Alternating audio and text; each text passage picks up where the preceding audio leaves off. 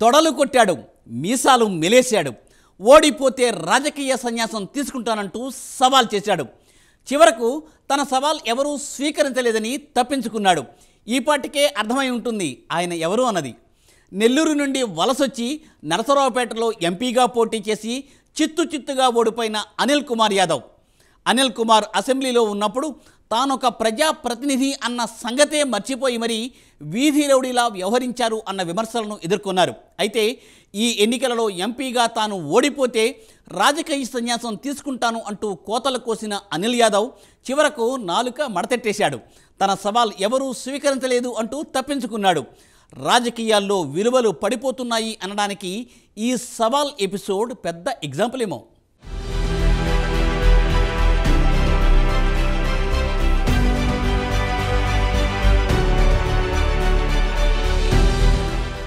YCP నేతలు 2024 ఎన్నికల్లో గెలిచి తీరుతామంటూ అధికార గర్వంతో ఎన్నికల ముందు వరకు నోటికొచ్చినట్టుగా మాట్లాడారు. మంత్రి పదవిలో ఉన్నవారు కూడా జగన్ మెప్పు కోసం ప్రతిపక్షాలను అనరాని మాటలన్నారు. పవన్ కళ్యాణ్ని అసెంబ్లీ గేటు కూడా దాటనివ్వమని ఛాలెంజ్ చేశారు. చంద్రబాబుని ముసలోడు అంటూ సీఎం స్థానంలో ఉన్న జగన్ కూడా అన్నారు. రోజా, అనిల్ కుమార్ యాదవ్, కొడాలి నాని, వల్లభనేని వంశీ, జోగి రమేష్ ఇలా చాలా మంది నోటితో హద్దు అదుపు లేకుండా మాట్లాడేవారు.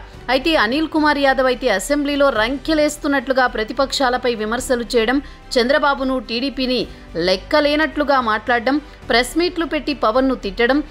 ఒక్కటేమిటి, అధికారంలో ఉన్నప్పుడు అనిల్ కుమార్ యాదవ్కు హద్దు అదుపు ఉండేది కాదు. ఒకవైపు అనిల్ ప్రతిపక్షాలను తిడుతుంటే ఇంకోవైపు జగన్ ముసిముసి నవ్వులు నవ్వుకున్న సందర్భాలు కోకొల్లలు. అయితే ఈ ఎన్నికల్లో ఎంపీగా తాను ఓడిపోతే రాజకీయ సన్యాసం తీసుకుంటానంటూ కోతలు కోసిన అనిల్ కుమార్ యాదవ్ ఇప్పుడు నాలుక మడతేశారు. దీంతో జన సైనికులు, తెలుగు తమ్ముళ్లు అనిల్ కుమార్ యాదవ్ని సోషల్ మీడియాలో తెగ ట్రోల్ చేస్తున్నారు. మాట మీద నిలబడని వాడివి నువ్వో రాజకీయ నాయకుడివా అంటూ ఎద్దేవా చేస్తున్నారు. బడాయి మాటలు మాట్లాడడం ఇకనైనా తగ్గించుకో అంటూ చురకలు అంటిస్తున్నారు.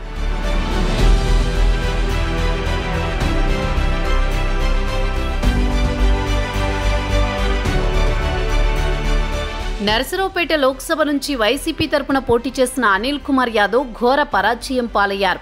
అయితే అనిల్ మీసం మెలేసి చేసిన శబదాన్ని అనిల్ కుమార్ యాదవ్ నిలబెట్టుకోను అన్నారు.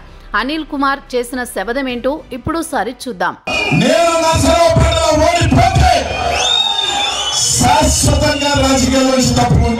చూశారు కదా అనిల్ కుమార్ చేసిన సవాల్. అయితే తాను చేసిన శబదంపై తాజాగా అనిల్ కుమార్ యాదవ్ ఎలా నాలుక మడతేశాడో ఇప్పుడు సరి చూద్దాం. నేను ఛాలెంజ్ విసిరాను కానీ ఛాలెంజ్ ఎవరు తీసుకోవాలి. ఎలా ఉంటారు అంటే నేను ఛాలెంజ్ విసిరినమాట వాస్తవమే. నేను ఛాలెంజ్ విసిరినప్పుడు అవతల ఛాలెంజ్ తీసుకొని రైట్ మేము కట్టుబడి ఉన్నాం ఈ ఛాలెంజ్కి అని చెప్పునుంటే బాగుండేది.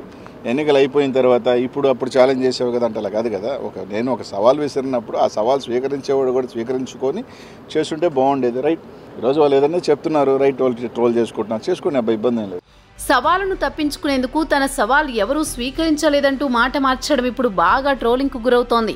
అసలు నిన్నెవడు సవాల్ చేయమన్నాడు అంటూ ప్రత్యర్థి పార్టీల కార్యకర్తలు సోషల్ మీడియాలో విరుచుకుపడుతున్నారు. అనిల్ కుమార్ యాదవ్ ఇప్పటికైనా నోరు అదుపులో పెట్టుకుని ఉండాలని సూచిస్తున్నారు. ఎంతటి వారికైనా గెలుపోటములు సహజమని, నోరుంది కదా అని ఏది పడితే అది మాట్లాడడం తగ్గించుకోవాలని అంటున్నారు. ఎలాగూ చేసిన సవాలును పక్కన పెట్టేసిన అనిల్ ఇకనైనా బుద్ధి తెచ్చుకోవాలని సూచిస్తున్నారు.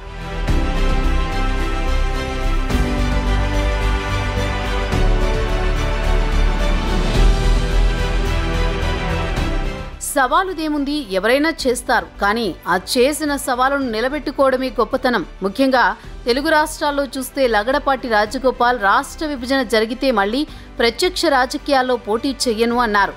అన్నట్టుగానే ఆయన ప్రత్యక్ష ఎన్నికల్లో పోటీ చేయలేదు. మాట మీద నిలబడి చేసిన సవాలును నిలబెట్టుకునే వాళ్ళు అతి కొద్ది మంది మాత్రమే కనిపిస్తారు. ఇప్పటికైనా అనిల్ కుమార్ యాదవ్ ఒళ్ళు దగ్గర పెట్టుకుని ఉండాలని ప్రత్యర్థి పార్టీలు సూచిస్తున్నాయి.